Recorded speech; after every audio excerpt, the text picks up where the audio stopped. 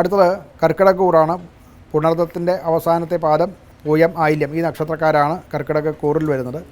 അഷ്ടമസ്ഥാനം കുംഭമായിട്ട് വരിക. ആ കുംഭത്തിൽ ബുധ, ശുക്ര, സർപ്പി, അതുപോലെ സൂര്യൻ ഈ ചതുർഗ്രഹ യോഗം വരുമ്പോൾ പ്രവർത്തനത്തിലൊക്കെ കുറേയേറെ വിചാരിച്ചതുപോലെയുള്ള പ്രവൃത്തി ആയിരിക്കില്ല പിന്നീട് നടത്തുക.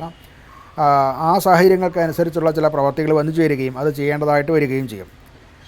പുറമേ ഇവർക്ക് കുറച്ച് ശാന്തത ഒക്കെ കാണും എന്നുണ്ടെങ്കിൽ അന്തരംഗത്തിൽ അഥവാ മനസ്സിൽ വലിയ സംഘർഷങ്ങളും ഒക്കെ ഉണ്ടാകാൻ സാധ്യതയുള്ള കാലമാണ്.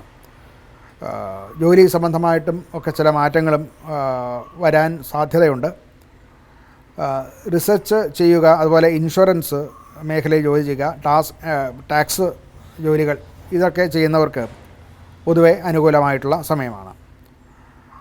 കഴിയുന്നത്ര ഓഫീസിലെ രാഷ്ട്രീയവും അത് തമ്മിലുള്ള ചർച്ചകളിൽ നിന്നും ഒക്കെ വിട്ടുമാറി നിൽക്കാൻ ശ്രദ്ധിക്കേണ്ടതാണ്.